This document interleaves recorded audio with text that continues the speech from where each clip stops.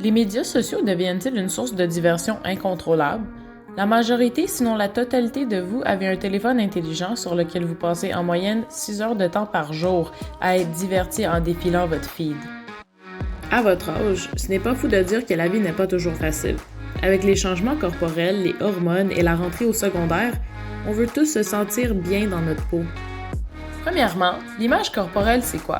Selon Jeunesse J'écoute, l'image corporelle est la façon dont tu vois ton corps, dans le miroir ou dans ton esprit, comment tu te sens par rapport à ton apparence physique et comment tu crois que les autres te voient.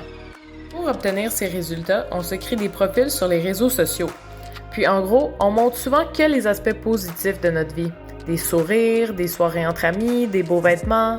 Ensuite, on utilise des filtres, des positions calculées, les bonnes combinaisons de couleurs et des thèmes de publication pour rendre notre vie plus esthétique. Si on passe trop de temps à scruter les profils des autres, en particulier ceux qui ont beaucoup de followers, ça pourrait faire en sorte qu'on commence à se comparer à eux, même sachant que ces profils ne sont qu'une facette de l'existence de chacun.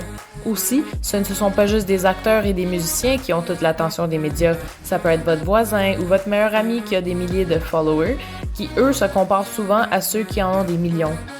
Sans qu'on s'en rende compte, en consommant ce genre de contenu en grande quantité, que ce soit sur Instagram, TikTok ou autre, notre usage présente parfois des effets indésirables et difficiles à contrôler, même quand on en est conscient. La façon qu'on perçoit notre corps peut se distordre, se déformer. Pourtant, notre corps, lui, n'a pas réellement changé. Mais avec l'arrivée de la puberté, ces comparaisons inutiles peuvent nous faire sentir inconfortables dans notre peau, en percevant nos traits physiques comme étant des imperfections. Une telle baisse de confiance peut venir avec des troubles qu'on n'est peut-être pas équipé à gérer. Donc ça se peut qu'on commence à éviter les événements sociaux, on cache notre corps même si on a trop chaud, on a peut-être peur de s'affirmer et exprimer notre individualité car ça pourrait attirer trop d'attention. Ces insécurités envers notre image corporelle qu'on se crée en nous comparant à des images éditées peuvent mener à des problèmes d'estime au niveau physique et psychologique. Certains peuvent même souffrir par la suite de troubles alimentaires, de dépression, d'anxiété et même de troubles d'usage de substances, entre autres.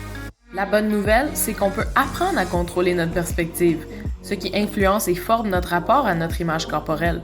Comme tout changement de comportement ou d'habitude, ça ne se fait pas d'un jour à l'autre. Il faut d'abord prendre conscience du problème, planifier les bonnes stratégies en petites étapes pour ne pas se sentir surchargé, et il faut se donner des buts réalistes avec des dates précises. Il s'agit ensuite de s'engager à adopter et maintenir ces changements.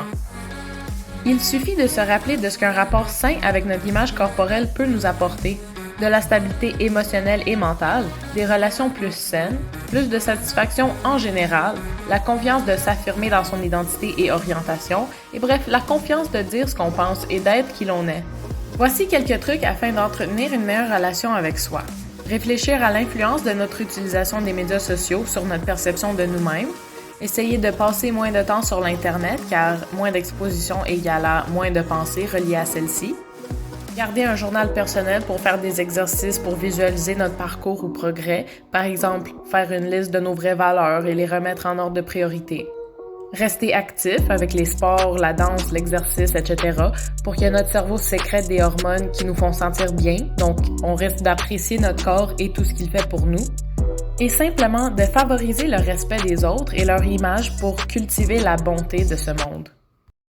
Si vous pensez que les réseaux sociaux affectent votre image corporelle, parlez-en, vous n'êtes pas les seuls. Pour plus d'informations, visitez www.jeunessejecoute.ca.